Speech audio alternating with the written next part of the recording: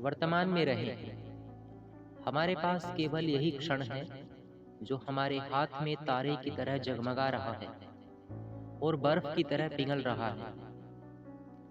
पीछे मत देखो और भविष्य का सपना भी मत देखो। इससे न तो बीता हुआ वापस मिलेगा और न ही तुम्हारे सपने पूरे होंगे। तुम्हारा कर्तव्य, तुम्हारा पुरस्कार और तुम्हारा भाग्य वर्तमान क्षण में मौजूद है। अतीत की ओर बार बार देखने पर एक समस्या यह आ जा सकती है कि हमारा भविष्य भी हाथ से निकल जाएगा। वर्तमान में रहे। व्याकरण में आपने 3 काल पढ़े हैं, वर्तमान, भूत और भविष्य। इन तीनों के बारे में आप अच्छे से जानते हैं, इसलिए यहाँ उन्हें दोहराने से कोई फायदा नहीं होगा। जो बीत गया वह भूत है, जो अभी है वह वर्तमान है और जो अभी आएगा वह भविष्य है। हमारा पूरा जीवन इन 3 कालों के आधार पर आगे बढ़ता रहता है। जैसे जैसे हमारी उम्र बढ़ती है, हमारा अतीत लंबा होता चला जाता है और भविष्य छोटा। अभी आप उम्र की उस दहलीज पर हैं, उसमें निश्चित रूप से आपका अतीत छोटा है और भविष्य बहुत लंबा। वर्तमान का आकार तो हमेशा एक जैसा ही रहता है। यह न कभी लंबा होता है और न ही छोटा। जो कुछ आज है वही वर्तमान है, जो कुछ अभी है वही वर्तमान है। आज अगले दिन कल बन जाएगा और जैसे ही यह कल बनेगा वैसे ही यह भूत बन जाएगा। आइए इस छोटी सी चर्चा के बाद अब हम यह देखें कि हम रहते कहाँ हैं। हम यह जानें कि हमें रहना कहाँ चाहिए। जैसा कि शीर्षक भी मैंने कहा है, वर्तमान में रहें। आप समझ गए होंगे कि आपके इस प्रश्न का उत्तर मैं क्या देने जा रहा हूँ। हमें कहाँ रहना चाहिए। निश्चित रूप से आपको ही नहीं बल्कि किसी को भी, सभी को अपने वर्तमान में ही रहना चाहिए। इसे अंग्रेजी में कहा जाता है प्रेजेंट। उपहार को भी अंग्रेजी में प्रेजेंट कहते हैं। मैं नहीं समझता कि इस ब्रह्मांड ने हमें वर्तमान काल के रूप में जो यह उपहार दिया है, उससे भी बड़ा कोई उपहार, अन्य उपहार हो सकता है। सचमुच यह हमको दिया गया एक अमूल्य उपहार है, जिसे हमें बहुत संभाल कर रखना है। वर्तमान में रहना इसलिए भी बहुत जरूरी है क्योंकि भूतकाल और भविष्य का जन्म इसी वर्तमान से ही होता है। जो बीता हुआ कल है वह कभी ना कभी तो आपका आज रहा होगा। जब वह आज था तब आपने उसके साथ जैसा सलूक किया था वही आज उसी तरह का कल बन गया है। यदि आपका व्यवहार आज के साथ अच्छा होता या अच्छा था तो आपका बीता हुआ कल भी अच्छा होगा। अब जबकि वह बीत चुका हुआ कल बन चुका है तो आपके दिमाग में केवल स्मृतियां शेष रह गई हैं। समय तो चला गया, अब केवल यादें बची हैं। यदि आज अच्छा नहीं बीता तो स्मृति भी अच्छी नहीं होगी। यह सब कुछ केवल इस बात पर निर्भर करेगा कि आपने उस आज को किस प्रकार जिया। कर्ण की यह बात या फिर यह कथा इस बात का और खुलासा करती है। दानवीर कर्ण के नाम से आप सभी परिचित हैं। कहा जाता है कि उस महादानी के पास से कोई भी कभी खाली हाथ नहीं लौटा। एक दिन की बात है, एक व्यक्ति उनके पास कुछ मांगने गए। उस समय कर्ण ने अपने दाएं हाथ में कोई वस्तु पकड़ रखी थी, इसलिए उन्होंने अपने बाएं हाथ से अपने गले में पहने सोने की माला उतार कर उस याचक को दे दी। जो याचक था, जो याचना कर रहा था उस माला के लिए, तो वो बाएं हाथ से उन्होंने उतार कर उसको दे दी। कर्ण के बगल में एक मित्र खड़े थे। उस मित्र ने कर्ण को टोका और बताया कि बाएं हाथ से दान नहीं दिया जाता, दान हमेशा दाएं हाथ से दिया जाता है। इस पर कर्ण ने जो कहा वह ध्यान देने योग्य है। कर्ण का उत्तर था, मेरे मित्र, बात तो तुम्हारी ठीक है, लेकिन तुम मुझे यह बताओ कि बाएं हाथ से माला उतारकर उसे दाएं हाथ में लेते समय यदि मेरा मन बदल जाता तो कहीं मेरा मन बदलने से मेरे मन में ये इच्छा ना जागृत हो जाए कि मैं इसे ना दूं। तो इसलिए मैंने तत्काल ही बाएं हाथ से ही दान दे दिया। ध्यान दीजिए कि कर्ण जैसे दानवीर को भी इस बात का भय रहता था कि कहीं मन बदल न जाए। मैं समझता हूँ कि यह बात आपकी समझ में भी आ रही होगी। यदि थोड़ी सी कठिन लग रही हो तो धैर्य न खाएं, धीरे धीरे इसे सुने, इसे समझने की कोशिश करें। यह कठिन नहीं है, केवल धैर्य की मांग करता है।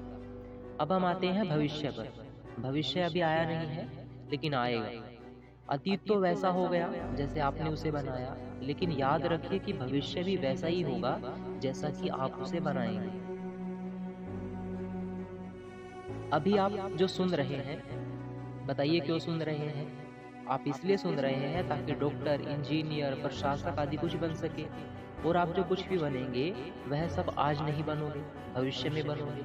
तो आपको जो भी बनना है वह भविष्य में बनना है। लेकिन यह बात तभी संभव हो सकेगी जब आप अपने वर्तमान को ठीक ठाक रखेंगे। यदि आपने वर्तमान को नष्ट कर दिया तो पक्का जानिए कि आपका भविष्य भी नष्ट हो जाएगा। उसे कोई नहीं बचा सकता। आप लाख कोशिश करें, मेरी इस बात को आप झुठला नहीं सकोगे। तो इसका मतलब यह हुआ कि इस वर्तमान की कोख से ही अतीत का जन्म हुआ है, और इसी की कोख में भविष्य पल रहा है जिसका जन्म बाद में होगा। क्या इससे यह सिद्ध नहीं हो रहा कि आप जो कुछ भी हैं वह वर्तमान ही है? आपको जो कुछ भी करना है वह वर्तमान में ही रहना है, और वर्तमान में रहकर ही करना है, वर्तमान के साथ ही करना है। अतीत तो आपकी पकड़ से बाहर ही हो गया है, उसका अब आप कुछ नहीं कर सकते। भविष्य अभी आपके हाथों में नहीं आया है, इसलिए उसका भी आप कुछ नहीं कर सकते। लेकिन इतना फर्क जरूर है कि अतीत जहाँ एक कटी हुई पतंग है, वहीं भविष्य आसमान में उड़ रही एक ऐसी पतंग है जिसकी कम से कम डोर तो आपके हाथ में है। इसलिए आप उस पर थोड़ा बहुत नियंत्रण तो रख ही सकते हैं। नियंत्रण रखने का यह काम डोरी के जरिए होगा, उस डोरी के जरिए जो आपके हाथों में है, और जो आपके हाथों में होता है वही वर्तमान है। लेकिन हमारी सबसे बड़ी विडंबना यह है कि हमें रहना तो चाहिए वर्तमान में, लेकिन हम अक्सर या तो अतीत में डूबे रहते हैं या भविष्य में उड़ते रहते हैं। वर्तमान में तो बहुत ही कम रहते हैं। समृद्धियाँ अतीत होती है, कल्पना भविष्य होता है। हम अतीत को याद करते हैं और भविष्य की कल्पना करते हैं। हमारा अधिकांश समय इस बात में बीत जाता है। जब भी आप अपने किसी दोस्त से मिलकर बातें करते हैं, तो यदि आप उन बातों का जायजा लें तो आप पाएंगे कि इनमें से आधे से अधिक बातें अतीत की थी, 1/4 से अधिक बातें भविष्य की थी। वर्तमान की बातें तो मुश्किल से 10 से प्रतिशत ही होती हैं, जबकि अधिक बातें वर्तमान की होनी चाहिए। लेकिन ऐसा होता नहीं है, किंतु आपको ऐसा करना है, क्योंकि आप अपने भविष्य को गढ़ने जा रहे हैं, और यह काम केवल वर्तमान में रहकर ही किया जा सकता है। वर्तमान में रहने का अर्थ क्या है? वर्तमान में रहने का अर्थ है अपने काम में लग जाना। जब आप काम में लग जाएंगे, पढ़ने में खो जाएंगे, तब आपका दिमाग न तो अतीत में जाएगा और न ही भविष्य में। आखिर मन भटकता कहाँ है? वह या तो अतीतपुर में चला जाता है या फिर भविष्य नगर में। यदि आप अपने दिमाग की जमीन पर से इन दोनों ही नगरों को मिटा दें, तो फिर जाने के लिए उसके पास ज़्यादा जगह नहीं बचेगी। नहीं, और ऐसा केवल तभी हो सकता है जब आप काम में रत रहें या आप काम में लगे रहें। यदि आप यह करने लगे तो आपको अपना हर बीता हुआ दिन अच्छा लगने लगेगा, क्योंकि उसका आपने अच्छा उपयोग किया था। साथ ही आपको अपना भविष्य भी संभावित लगने लगेगा, क्योंकि आप उसे गढ़ने में पूरी तरह लगे हुए हैं। ना तो अतीत का रोना रोने से कुछ होता है, न ही भविष्य की ऊल जलूल कल्पना करने से। हाँ, यदि अतीत से कुछ सीखना ही है तो आप यह सीखें कि मैंने अपने कल को नष्ट किया था, अब मैं अपने आज को नष्ट नहीं करूँगा। यदि भविष्य की कल्पना ही करनी है तो ऐसी कल्पना करें जो आपके अंदर जोश भर सके, आपके लिए प्रेरणा का काम कर सके।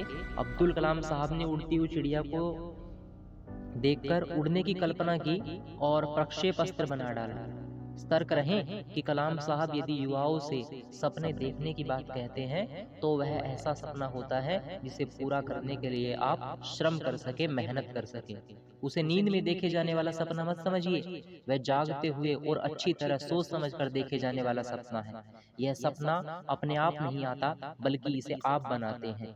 चूँकि इस सपने को आपने बनाया है, इसलिए आप ही उसे साकार भी कर सकते हैं। इसका एक फ़ॉर्मूला यह है कि आप जिस तरह के सपने देखेंगे, आपके दिमाग में उसी तरह के विचार आएँगे। आपके दिमाग में जिस तरह के विचार आएँगे, आप उसी तरह के काम करेंगे और बात स्पष्ट है कि आप जिस तरह के काम करेंगे, उसी तरह के काम होंगे। इसका अर्थ यह हुआ कि आप जो बनने का सपना देख रहे हैं, आप वही बन सकते हैं। लेकिन यह तभी संभव होगा जब आप अपने वर्तमान का खूब जमकर अधिक से अधिक सार्थक इस्तेमाल करें। इसलिए मैंने कहा है कि वर्तमान में रहिए, अधिक से अधिक वर्तमान में रहिए और श्री कृष्ण भी कहते हैं कि जीवन तो वर्तमान में है।